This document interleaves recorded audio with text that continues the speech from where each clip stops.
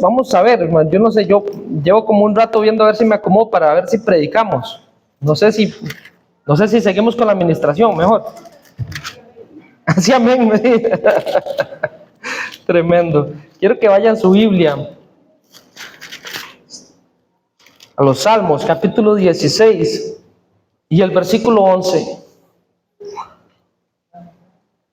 Esta línea resuena en mi corazón. Se la enseñé a mi hija y me encanta cuando ella lo dice, me encanta escucharlo de la voz de ella. Unas palabrillas, posiblemente ni sabe ella qué es lo que significa, qué está diciendo, pero eso está sembrado en su corazón. Dice la palabra del Señor: me mostrarás la senda de la vida. Repita esto conmigo, hermano: me mostrarás la senda de la vida. Eso es tremendo. ¿Quién es que debe mostrarnos a nosotros la senda de la vida? El camino que lleva a vida. Me mostrarás la senda de la vida. En tu presencia hay plenitud de gozo, delicias a tu diestra para siempre. Padre, en el nombre de Jesús te damos gracias. Este tiempo es maravilloso, Señor. Nos permites comenzar una semana nuevamente, Señor.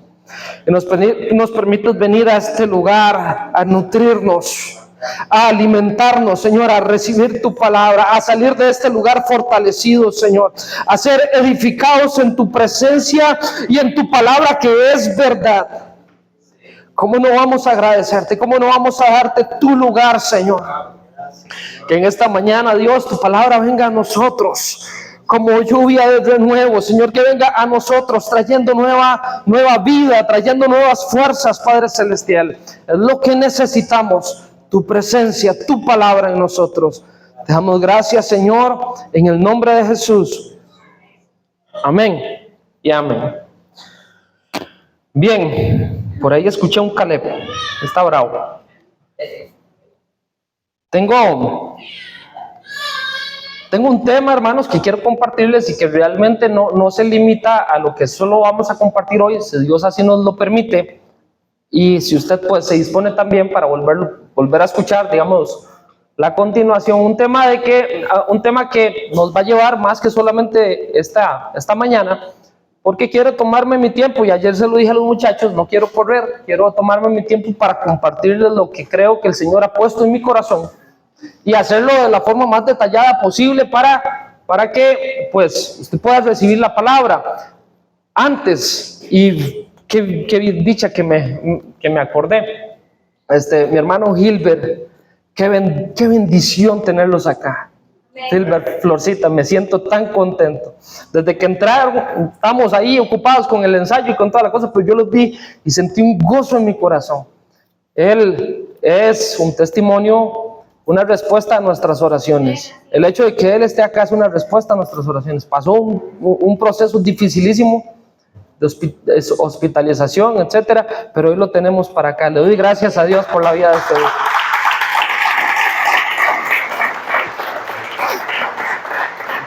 Bien, entonces vamos a tratar de compartirlo de la manera voy a tratar de tomarme mi tiempo, darme mi espacio para compartirles esto. Una historia que yo escuché hace realmente bastantes años y que en otro momento la he usado, y me parece que el pastor también, en un contexto, digamos, evangelístico.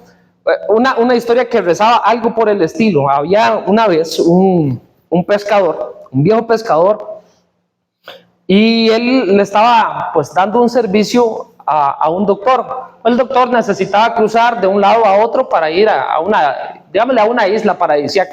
Digámosle más o menos como que iba cruzando ahí por Punta Mala, ¿verdad? Y entonces el doctor, un poquito inflado su ego y una persona pues tal vez orgullosa, empieza a preguntarle y a entablar conversación con este viejo pescador, y yo sé que tal vez usted ha escuchado la historia, pero no pasa nada, haga así como que no.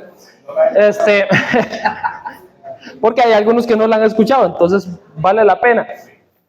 Entonces empieza a entablar conversación y le dice: bueno, usted aprendió, qué sé yo, usted aprendió alguna carrera, alguna profesión. Y entonces el viejo pescador le sonrió y le dijo, no, realmente no, nunca tuve la oportunidad de estudiar. Y entonces el doctor se vuelve y le dice, bueno, usted perdió una gran parte de su vida. Bueno, qué duro. Entonces, pues le pregunta, pero ¿y usted logró hacer algo con su vida? ¿Tiene sus buenas propiedades? ¿Tiene sus casas, sus carros? Y, no, realmente no, nunca me alcanzó, porque me dedico al tema de la pesca y no es pues muy bien pagado. No, otra vez, otra parte de su vida, una gran parte de su vida usted perdió. Y se queda viendo, bueno, pero por lo menos usted viajó a algunos otros países o disfrutó bastante, fue al extranjero, qué sé yo. Realmente no, realmente prácticamente este charquito es donde yo he estado en mi vida y aquí he pasado. Ha perdido usted una gran parte de su vida. Y en eso están conversando, ¿verdad? Y el pescador empieza a sentirse un poco incómodo y un poco mal y a recapacitar en las cosas que han pasado a su vida y cuando se queda mirando y empieza a negar el botecito, lo que llamamos nosotros la pangua, la panga. empieza a metérsela al agua y entonces vuelve a ver al doctor. Qué torta, ¿verdad? No salió muy bien esto. Están en medio, digámosle que están en medio del río, un río enorme, un par de kilómetros de distancia, están en el puro medio, que viendo para atrás y que viendo para adelante, y dice, aquí la cosa está un poco fea. Empieza a hundirse y el doctor empieza un poco preocupado, como tratando de ver, bueno, ¿y aquí cuál es el plan de salvamento, verdad? Tal vez buscar un chaleco salvavidas o algo así, pero resulta que el humilde pescador era muy sencillo y nada de eso de chalecos salvavidas. ¿Qué es eso? Y le dice entonces el pescador al doctor, para la ironía, ¿verdad? Y para las vueltas que da la vida, le dice, doctor, ¿y usted aprendió a pescar? ¿Usted aprendió a nadar en esta vida? Entonces el doctor, un poco sudoroso, le dice, no. Entonces el pescador le dice, bueno, usted perdió toda su vida. Más o menos. Hermano, uno tiene que tratar de ponerle algo, ¿verdad? Es que la historia era que el pescador había perdido partes, pero, bueno. Ahí estaba hace unos días, eso nos habla un poquito, digamos, de cuál es el valor que tienen algunas cosas. Así es. ¿Cuál es el valor que tienen algunas cosas para nosotros? Así es. ¿Cuál es el valor que tienen algunas cosas para nosotros? El otro día estaba estudiando un poquito no me vea con estos ojos, hermano, pero estaba estudiando historia y estaba estudiando la historia del pueblo ruso. A mí me gusta mucho esto y cuando yo me meto con algo, yo no sé por qué. Estaba estudiando la historia del pueblo ruso y me voy desde que empezaron las invasiones de los pueblos germánicos, después venían unos pueblos eslavos, que uno de ellos son los pueblos rusos, estudiando el Rus de Kiev, estudiando después el periodo de las invasiones mongolas, estudiando un poco cómo ellos se liberaron del yugo de los mongoles. Yo sé que a usted eso no le interesa, pero ya lo llevo. Llego a un personaje en el siglo XVI, a mediados del siglo XVI, un monarca ruso muy famoso, de hecho considerado el padre del Estado ruso, o uno de los padres fundadores más importantes del Estado ruso.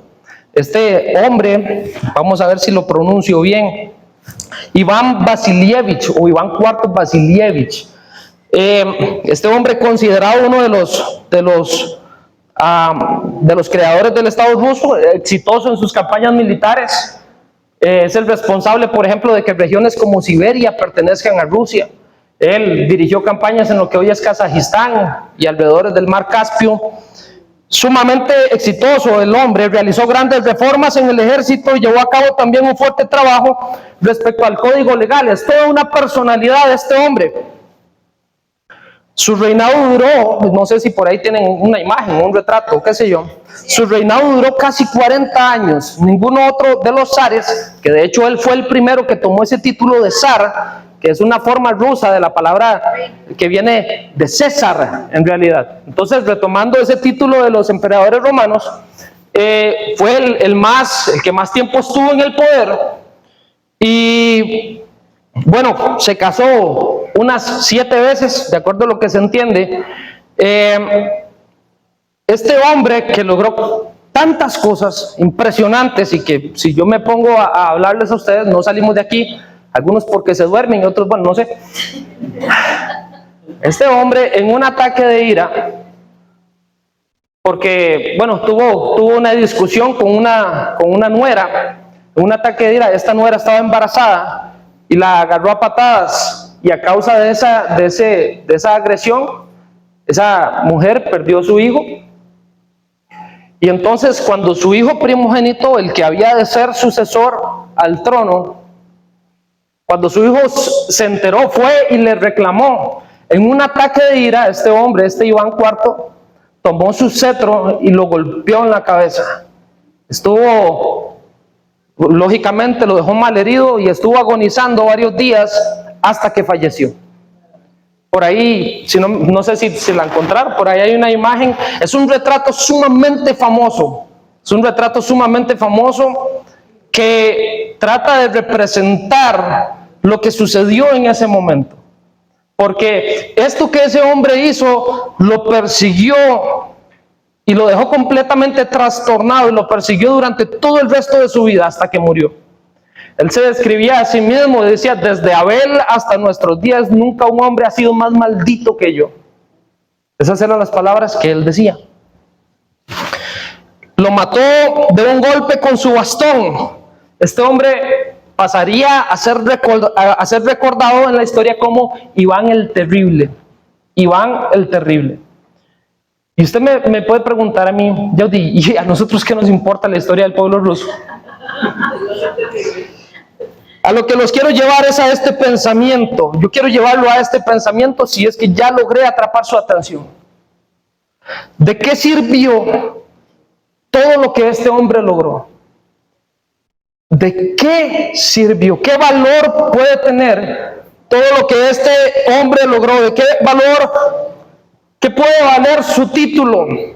¿Qué pueden valer sus conquistas? ¿Qué puede valer su corte? ¿Qué puede valer su gloria personal? ¿Qué puede valer? Si al final lo más valioso fue destruido. Este hecho, como les digo, lo atormentó hasta el fin de sus días, de acuerdo a los testimonios de las personas que estaban presentes. Entonces, ahora sí, los traigo de vuelta a nosotros, porque solamente quería darles este par de ilustraciones. Y es aquí donde yo quiero llevarlos a reflexionar. Podemos entender nosotros cuáles son los aspectos más importantes de esta efímera vida, que vaya que es efímera, vaya que se pasa rápido. Piensa en su propia juventud. ¿No le parece que ha sido, hermano, un abrir y cerrar de ojos? ¿No le parece increíble cómo pasa el tiempo de rápido? Podemos entender cuáles son los aspectos más importantes de nuestra vida y actuar en consecuencia. ¿Qué es lo más importante? ¿Qué es lo más importante para usted? Y así es como titulo, si pudiera hacerlo, este mensaje. ¿Qué es lo más importante? Y por eso yo les digo que quiero tomarme el tiempo y quiero darme el espacio, ir lentamente para compartirles algunos puntos de algunas cosas que yo considero que he entendido y he aprendido a través de lo que nos enseña la palabra, a través también del ejemplo que he aprendido de mis padres, de cuáles son algunos de los aspectos más importantes de nuestra vida. Yo me doy cuenta, hermano, de que muchas personas, y tal vez a raíz de ello este mensaje, muchas personas pasan por la vida. Muchas personas nacen, crecen y siguen todo el ciclo de la vida que aprendimos en la escuelita y nunca entendieron qué era lo más importante. Personas, y yo, hermano, no le estoy hablando de alguien que no conozco, de personas que no conozco. Personas que entendieron que el propósito solo prácticamente de la vida, por ejemplo, era trabajar. Solamente trabajar. Solamente, y no me malentienda, no estoy diciendo, por supuesto, que el trabajo es malo, en algún momento vamos a llegar ahí. No estoy diciendo eso, pero que el propósito solamente era levantarse, trabajar, ir a la casa y al otro día volver a trabajar, y entre más larga la jornada y entre más horas, mejor.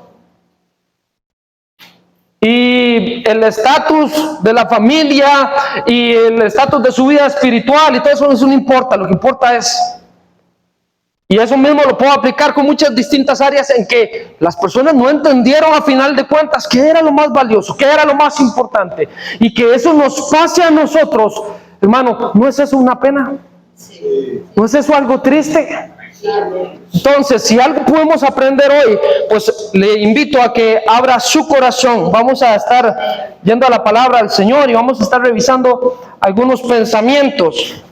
Solamente les voy a compartir un punto hoy. El que considero es, después de hacer una larga revisión de algunas cosas que le quiero compartir, pero el que es sin duda el aspecto más importante en nuestra vida, sin ninguna duda, lo más importante para nosotros debe ser nuestra salvación. No hay nada más importante. Y si yo, ¿cómo hago para abordar este tema? Entendiendo que, pues, por ejemplo, una rama de la teología o la rama que estudia lo relacionado a la salvación es toda una rama teológica, la soteriología. Y yo no voy a meterme a enseñarle a usted acerca de arminianismo, más o menos lo que nosotros entendemos y creemos, o acerca de calvinismo. No, quiero llevar los pensamientos que yo sé que usted conoce, pero no se trata solamente de que conozcamos, pero de que actuemos en consecuencia con ese conocimiento que decimos tener. ¿Está alguien conmigo? Bien, si usted, hermano, si tiene sueños, si tiene sueñitos, dígale al hermano que está a la par, dele un buen pellizco. En algunas ocasiones eso funciona. A usted le parece que es broma, pero realmente para mí es anécdota. Cuando yo viajaba a Cartago y de Cartago para acá, en ocasiones me agarraba mucho sueño. Hermano, yo me agarraba y me metía un pellizco y vamos otra vez. Entonces yo conozco la efectividad de ello. Mateo capítulo 16 y versículo 26. Quiero que usted lo tenga por ahí conmigo. Esto nos da un resumen bastante interesante y lo vamos a tener por acá. ¿De qué servirá? ¿De qué le servirá? Yo tengo la versión Reina Valera 1995, por aquello si ven alguna diferencia. ¿De qué le servirá al hombre ganar todo el mundo si pierde su alma? ¿O qué dará el hombre a cambio de su alma? ¿No nos suena esto incómodamente similar a lo que yo les estaba compartiendo respecto a ese viejo Iván? ¿De qué le servirá? Dice la palabra del Señor, es Jesucristo el que está hablando. ¿De qué le servirá al hombre ganar todo el mundo si pierde su alma? Esto lo hace justo después de decirle a las personas: si alguien quiere venir, si alguien quiere caminar conmigo, si alguno quiere seguir mis mandamientos, si alguno quiere caminar en pos de mí, niéguese a sí mismo, tome su cruz cada día y sígame. Y usted se da cuenta de que ese no es, y lo hemos dicho muchas veces, no es un llamamiento que apele al sentimiento, que atraiga a las masas. Es más bonito decirles otras cosas, pero decirle a la gente: niéguese a sus deseos, niéguese a lo que tal vez a usted le gusta hacer. Y sin embargo, avanza el maestro y le dice a las personas: para todos aquellos que van detrás de sus deseos, incluso aquel que logra alcanzarlo y conquistarlo todo, que puede decir: yo en esta vida tuve todo cuanto quise. Y eso me hace eco del rey Salomón. Todo lo que vieron mis ojos debajo del cielo, nada me negué. Eso es tremendo. Y él mismo, y me hago de sus palabras, él dice: y todo me es. ¿No es eso tremendo? ¿No es eso tremendo? Bien, entonces comparemos por un momento lo eterno con lo pasajero. Dice la palabra del Señor, y es el mismo predicador. Eclesiastés capítulo, lo tengo por acá, Eclesiastés capítulo 3 y versículo 11, dice algo muy interesante. Si lo podemos proyectar, ahí me dicen un amén. Dice la palabra del Señor: todo lo hizo hermoso en su tiempo, hablando acerca de Dios, por supuesto. Todo lo hizo hermoso en su tiempo y ha puesto eternidad en el corazón del hombre. ¿Ha puesto qué? Ha puesto eternidad en el corazón del hombre sin que éste alcance a comprender la obra hecha por Dios desde el principio hasta el fin. Ahí yo me encuentro algo bastante interesante, y es que, de acuerdo a lo que podemos entender de los componentes de nuestro ser, el todo que somos nosotros, de acuerdo a lo que dice 1 Tesalonicenses capítulo 5 versículo 23, que nosotros somos cuerpo, alma y espíritu. Entonces pienso que eso es algo que más o menos lo hemos entendido. De estos componentes del cuerpo, del alma y el espíritu, nos damos cuenta de que solamente el cuerpo es pasajero. ¿Correcto, pastor? Usted sabe, hermano, de que nosotros, por ejemplo, este caballero llega y se muere hoy y se va y lo tiran por allá en un hueco, y después de unos días pues ya empieza a ponerse feo. Eso suena tal vez un poco concho, pero pues así es como funciona el tema de la materia, ¿verdad? Es pasajera, pasa. Entonces, te das cuenta de que solamente el cuerpo es pasajero. Vuelvo y hago eco de las palabras del predicador. Dice: Dios puso eternidad en el corazón del hombre.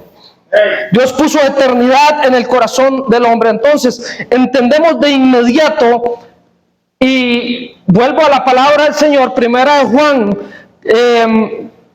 capítulo 2 y versículo 17, donde él dice: el mundo pasa y sus deseos. El mundo pasa y sus deseos, pero el que hace la voluntad de Dios, ¿qué? Permanece para siempre. Eso es tremendo. Y yo quiero que usted note, hermano, de que voy a estar llevándolo a la palabra del Señor. Entendemos de inmediato que el mundo pasa y sus deseos. Todo lo material ciertamente es pasajero. Todo lo material es pasajero. Eso es tremendo, ¿no? Yaudi, entonces, ¿qué hacemos? Nos descuidamos y no, hermano, no es lo que estoy diciendo. De hecho, pues, todos los demás aspectos que en algún momento, si tengo la oportunidad, le voy a compartir, pues realmente esto que estoy compartiendo ahora es lo eterno. Bien, todo lo material es pasajero, eso es tremendo. Entonces, si yo entiendo esta diferencia,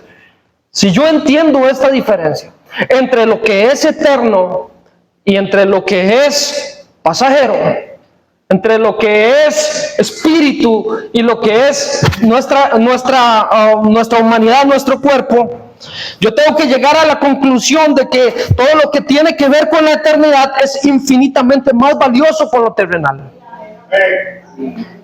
Hermano, si usted lo analiza por un momento, usted se da cuenta de que toda nuestra vida, desde el momento en que nosotros somos concebidos, si esa es una palabra, desde el momento en que inicia nuestra vida acá en la tierra, hasta el momento y todo, nuestra niñez, nuestra adolescencia, las luchas, los desvelos, los dolores de cabeza, nuestros temores, nuestras esperanzas, nuestros miedos, todo eso, lo que nos esforzamos por conseguir, tal vez humanamente, el trabajo, hasta que pasamos las distintas etapas y llegamos, hermano, usted se da cuenta de que todo ese proceso, y cada uno de ustedes es una persona única y diferente, y cada uno de ustedes ha pasado un proceso diferente, pero cuando nosotros hacemos ese contraste entre los 70, 80, 90 años, los que son bien robustos, y 100, los que son la legítima excepción, y nosotros comparamos ese periodo con la eternidad, es que, hermano, es la eternidad. Hermano, ¿cómo podríamos tan siquiera tratar de comparar dónde reside, dónde está lo que es más valioso? Sí, amén. Vuelvo y repito, Dios puso eternidad en el corazón del hombre. Entonces yo quiero que usted piense en eso por un momento. Tenemos que llegar a la conclusión de que todo lo que tiene que ver con la eternidad es infinitamente más valioso que lo terrenal. Yo encuentro una referencia tremenda, Mateo capítulo 6, versículo 19 al 21, dice la palabra del Señor, nos dice a nosotros: no os hagáis, y esto es lo que habla Jesucristo, el Maestro, Él dice: no os hagáis tesoros en la tierra. ¿Por qué, hermano? ¿Qué es lo que pasa aquí? ¿Qué es lo que pasa aquí? Hermano, usted ojalá no piense tanto en esto, porque de repente hasta se amarga uno, pero usted piense en la cantidad de plata que usted le paga al gobierno. Yo le dije que mejor no se ponga a pensar mucho en eso. ¿Usted se da cuenta cuánta plata de esas se la roban? Hermano, falta poco para que a uno le cobren por respirar, si no es que ya lo hacen. Usted se puede imaginar la cantidad de dinero que llega a esas arcas. ¿Y qué se hace? La mayoría de la plata nosotros no tenemos la menor idea, y muchas se la roban. Bueno, es que este mundo es corrupto, hermano. Este mundo es corrupto. Y va lo que dice Jesucristo: no os hagáis tesoros en la tierra. ¿Por qué? Dice, donde la polilla y el orín corrompen, donde los ladrones minan y hurtan. Entonces él hace nuevamente, él establece ese contraste, dice: más bien, haceos tesoros en el cielo, donde ni la polilla ni el orín corrompen, donde los ladrones no minan ni hurtan, porque donde esté vuestro tesoro, allí estará también vuestro corazón. Y la pregunta para nosotros, hermano, y espero que usted la sienta como de parte de Dios, es: ¿dónde está tu corazón? ¿Dónde está tu corazón? ¿Qué es lo más importante? Porque si entendemos que la eternidad, que lo eterno es lo más importante para nosotros, y de repente no es tan difícil una vez que lo ponemos en estos términos, pero ¿dónde está nuestro tesoro? ¿Está nuestro tesoro en la eternidad o está nuestro tesoro acá, en esta tierra? A mí me parece que es una pregunta muy importante. Nuestra salvación, continúo, nuestra salvación eterna es tan valiosa. Nuestra salvación eterna es tan valiosa porque de repente nos cansamos de escuchar este tipo de mensaje, nos cansamos de escuchar este tipo de verdad, porque pensamos de repente que se vuelve muletilla o que se vuelve rutina, y de repente nos gustaría escuchar otro tipo de cosas tal vez más maravillosas, de tipo más épico, más místico. Es que a mí me gusta que me digan que yo me voy a enfrentar a gigantes y que los voy a matar. Bueno, hermano, tal vez en algún momento, pero valora lo que valor merece. Hermano, déselo al Señor.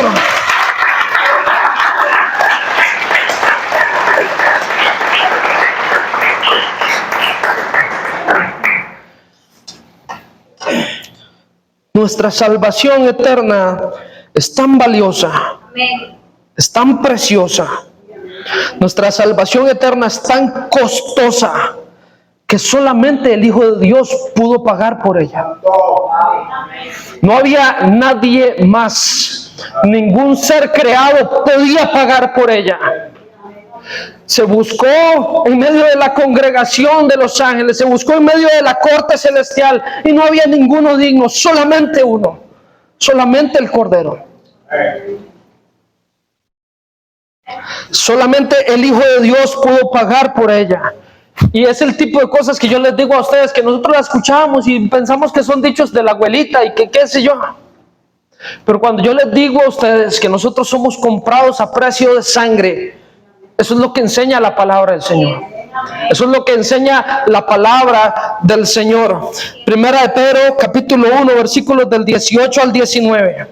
Dice la palabra: sabiendo que fuisteis rescatados de vuestra vana manera de vivir, la cual recibisteis de vuestros padres, no con cosas corruptibles como oro o plata, sino con la sangre preciosa de Cristo, como de un cordero sin mancha y sin contaminación. Hermano, ¿entendemos nosotros lo que estaba haciendo Jesús en la cruz del Calvario? ¿Lo entendemos? Entendemos que Él no estaba jugando. Entendemos que Él no estaba ahí dándose experimentando. Entendemos que es que se trataba del único camino, se trataba de la única manera. Y no era un simple personaje cualquiera como Iván el Terrible, no era un simple personaje cualquiera como Alejandro Magno, como Julio César, no era un personaje cualquiera como Napoleón o como los políticos de hoy. Era el Hijo de Dios que debió entregarse para que usted y yo pudiéramos tener acceso al Padre. ¿Qué valor tiene eso? ¿Qué valor tiene eso?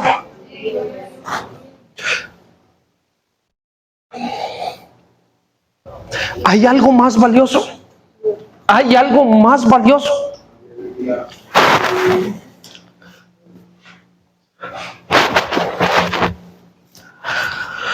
Lo más grande y más valioso que podemos tener es y eso es lo maravilloso, hermano. Si usted tuviéramos que pagarlo, lo que tendríamos que hacer es pues descontar una pena, y una pena eterna. No podemos pagarlo. Lo más maravilloso es que es un regalo, es de gracia. Es el regalo, es la gracia de Dios, es la dádiva de Dios, vida eterna. Lo más grande y valioso que podemos tener es el regalo de Dios que nosotros llamamos salvación, la salvación que Él nos da. Vuelvo y repito, entonces, podemos ganar el mundo, que si perdemos nuestra alma, ¿qué provecho puede tener? ¿Qué provecho puede tener? Vivir en esta tierra, vivir 30, 40, 50, 60 años, dándonos nuestros lujos, viviendo de acuerdo a nuestros placeres, viviendo en la vanidad de la vida. Y después de pasado ese tiempo, ¿qué? ¿Y después qué?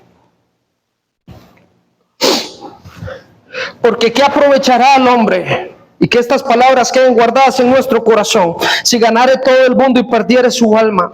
Entonces, ¿entendemos lo que significa esto, hermano? Los títulos, los logros personales, el estatus académico o social, las posesiones, la fama, el poder, todo ello se convierte en poco más que basura si al final usted y yo no somos salvos. Eso es tremendo, hermano. Eso es absolutamente tremendo. Entonces, si es lo más valioso, si nuestra salvación debemos, o más bien, si entendemos que es lo más valioso nuestra salvación, lo que debemos hacer, pues realmente es bastante claro, ¿no? Debemos de cuidarla, debemos de atesorarla. Hebreos nos da, y yo no voy a entrar muy adelante en Hebreos, pero nos da algunas líneas tremendas respecto a esto. Capítulo 2 de Hebreos, versículos del 1 al 3.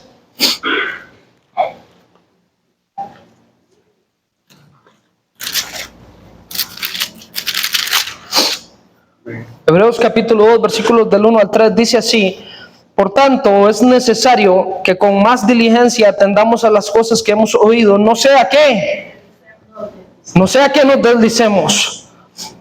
Porque si la palabra dicha por medio de los ángeles fue firme y toda transgresión y desobediencia recibió justa retribución, ¿cómo escaparemos nosotros si descuidamos una salvación tan grande? Hermano, yo me voy a sentir tan tranquilo cuando termine este mensaje y me vaya para la casa. Aunque usted se enoje conmigo, yo me voy a sentir tranquilo, hermano. Y yo me voy a ir en paz con Dios.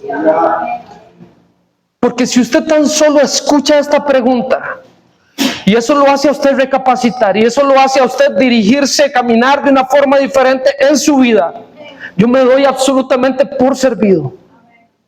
Escuche esta pregunta, désela al Señor.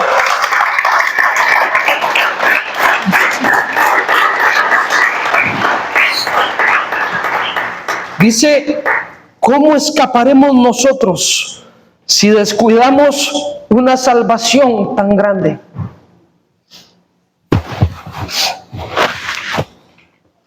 Por supuesto, hermano, aquí no voy a entrar tal vez en esos detalles, pero tenemos todo un debate de si la salvación se pierde o si no se pierde, o si se pierde ya entonces no se puede retomar, y eso es todo un debate en algunos círculos, digámosle, de algún índole teológico. Para los efectos de esta enseñanza vamos a puntualizar que donde existe la advertencia es porque existe el peligro. Es un principio bastante sencillo. Donde existe la advertencia es porque existe el peligro. Y la palabra nos llama a nosotros una y otra vez a que nosotros velemos por nuestra salvación, con temor y con temblor. Como quien entiende que si pierde aquello, perdió su vida. Como quien entiende que si pierde aquello, le arrebataron y le quitaron lo más valioso que podía tener. No que alguien nos pueda arrebatar la salvación, porque lo que Jesucristo tiene en su mano, pero nosotros entendemos que tenemos también libre albedrío. Y si yo decido rechazarla, y si yo decido pisotear la sangre del Hijo, como dice también Hebreos, y no iba a ir, pero fui. No queda más. La palabra del Señor nos llama repetidamente, porque lo hace repetidamente realmente, a velar por nuestra vida espiritual. Primera de Corintios, capítulo 10 y versículo 12, es una línea que es fácil de aprendérsela. Y ojalá usted la pueda decir conmigo. Diga, dígalo conmigo. Así que el que piensa estar firme, mire que no caiga. Mire que no caiga. ¿Qué significa esto, hermano? Miremos por dónde vamos. Miremos por dónde estamos caminando. Que no nos pase, y a alguien le va a llamar la atención, pues un ejemplo del Antiguo Testamento en este contexto que estoy compartiendo, pero de repente nos pasa como le pasó a Lot, que él empezó a extender sus tiendas y cuando se dio cuenta estaba metido en la ciudad de Sodoma. Bien, muchos, y usted se da cuenta de esto, hermano, y es, pues, por decirlo menos, muy triste. Muchos caminan descuidadamente, pensando de forma errónea que no pasa nada. Ese dichito, es que no pasa nada. No pasa nada. Puedo fumar esto una vez, no pasa nada. Puedo tomar esto una vez, no pasa nada. Puedo responder este mensaje de la extraña, no pasa nada. Puedo ir a tal lugar, no pasa nada. Puedo darme el lujo de andar con ciertas personas, no pasa nada. Lo que dice la palabra del Señor, si alguno piensa estar firme, mire que no caiga. ¿Está conmigo, iglesia? Caminan descuidadamente pensando de forma errónea, no pasa nada. Puedo pecar alguna vez, puedo darme ciertas licencias. Cuidado, hermano. Cuidado, hermano.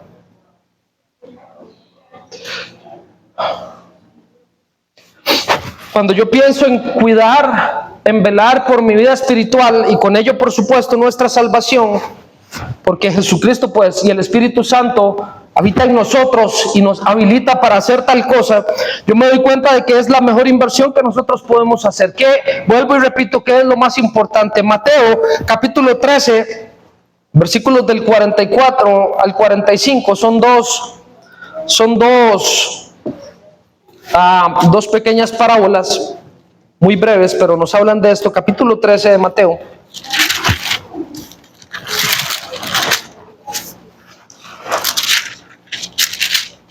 Dice así la palabra del Señor. Además, el reino de los cielos, está hablando Jesucristo, es semejante a un tesoro escondido en un campo, el cual un hombre halla y lo esconde de nuevo. Gozoso por ello, va y vende todo lo que tiene y compra aquel campo. También el reino de los cielos es semejante a un comerciante que busca buenas perlas, y al hallar una perla preciosa fue y vendió todo lo que tenía y la compró. Hermano, ¿qué puede ser más valioso? Y por supuesto,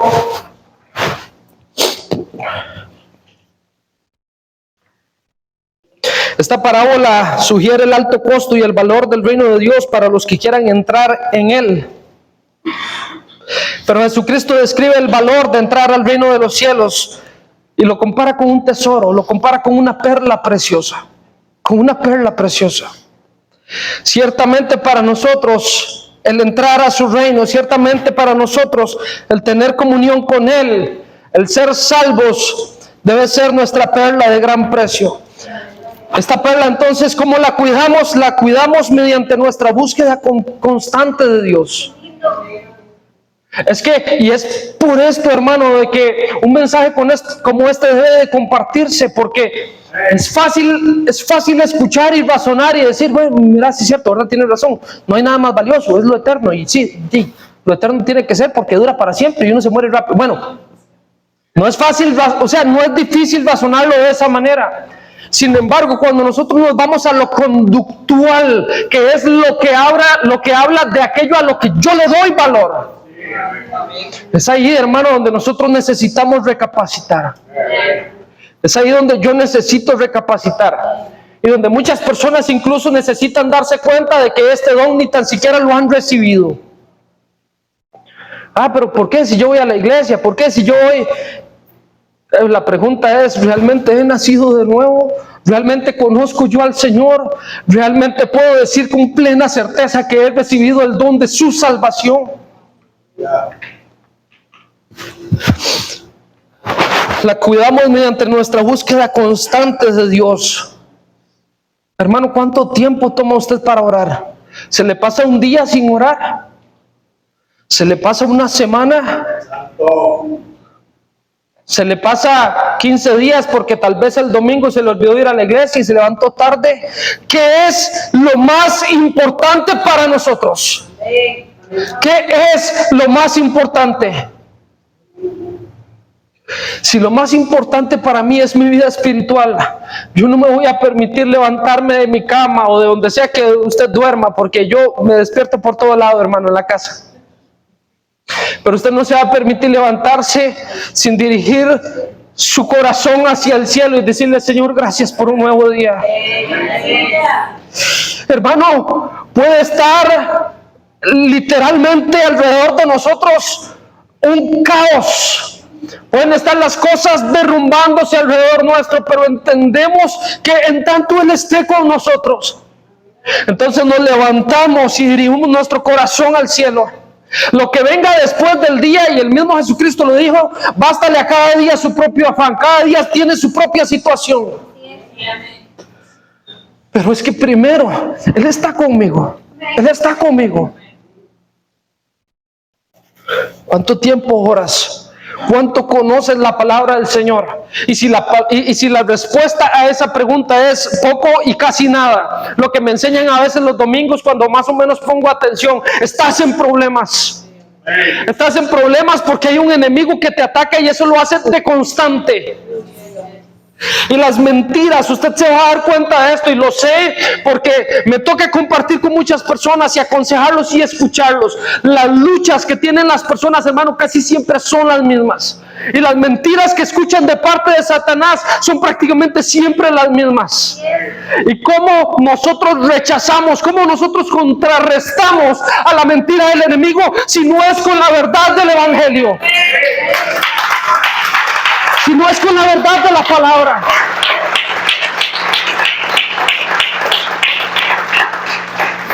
Escrito está, a sus ángeles mandará cerca de mí. Escrito está, no solo de pan vivirá el hombre, sino de toda palabra que salga de la boca de Dios. Hermano, ¿cómo contrarrestó Jesús a Satanás? ¿Y cómo hacemos nosotros? Con la palabra.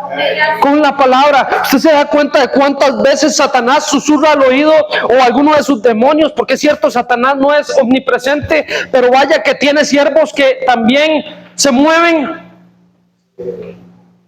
¿Y cómo contrarrestamos esa voz? ¿Y cómo contrarrestamos su seducción? ¿Cómo contrarrestamos la tentación? Si no es con un espíritu fortalecido, como a través del elemento espiritual que es nosotros en la presencia de Dios, que es su palabra para nosotros.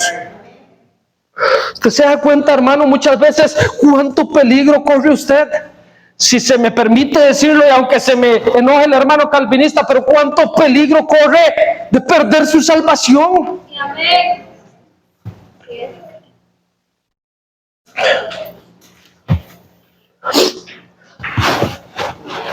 La cuidamos mediante nuestra búsqueda constante de Dios, oración, estudio de su palabra.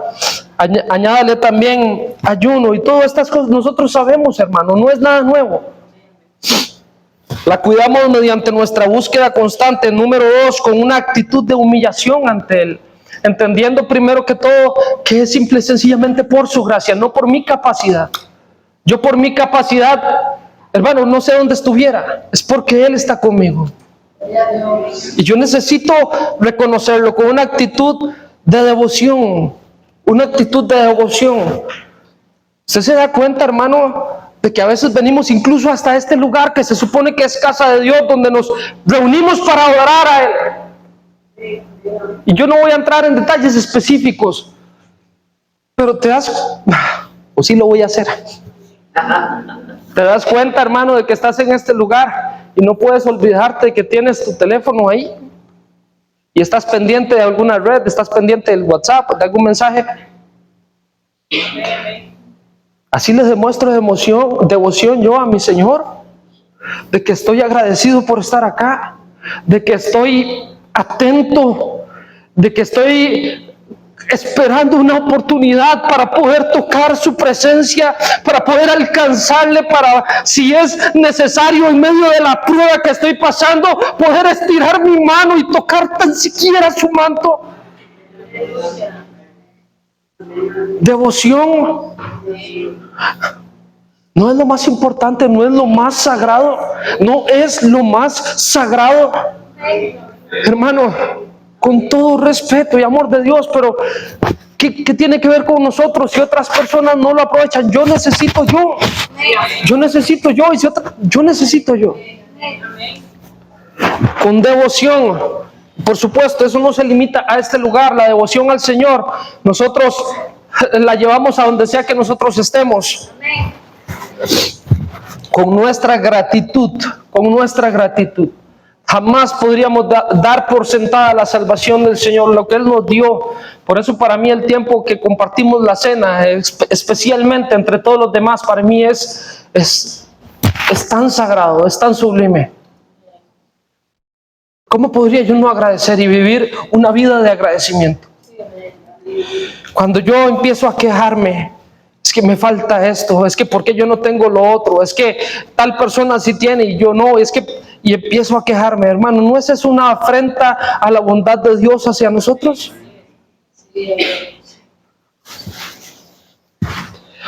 Con nuestra gratitud, qué bueno, hermano, si usted aprende a tener una actitud de gratitud al Señor. Levántese cada día, dígale, Señor, gracias, un nuevo día. No me lo debes, pero me lo regalaste, me lo diste. Voy a hacer con este día lo mejor que pueda. Voy a tratar de honrarte con mi vida. Voy a tratar de bendecir a alguien más. Quiero que en este día, Señor, si tú puedes hablarme, háblame. Pero estoy agradecido por el solo hecho de que me permite levantarme. Y si es para ir a trabajar, porque lo puedo hacer. Si me permite levantarme para ver, no sé, a mi esposo, para ver a mi esposa. Gracias, Señor. Gracias, Señor.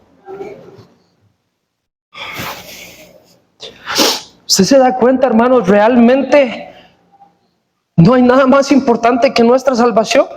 ¿Qué es lo más importante? Si Dios nos lo permite y nos da vida, y pues tenemos la oportunidad nuevamente de compartir, vamos a entrar en otros aspectos que también son importantes. Vamos a hablar de familia. Vamos a hablar de cómo nosotros invertimos el tiempo y de cuál es el correcto lugar que debería tener las distintas áreas, el trabajo, etcétera, en nuestra vida. Pero antes que todo ello, yo le invito, hermano, por un momento incline su rostro y ya terminamos.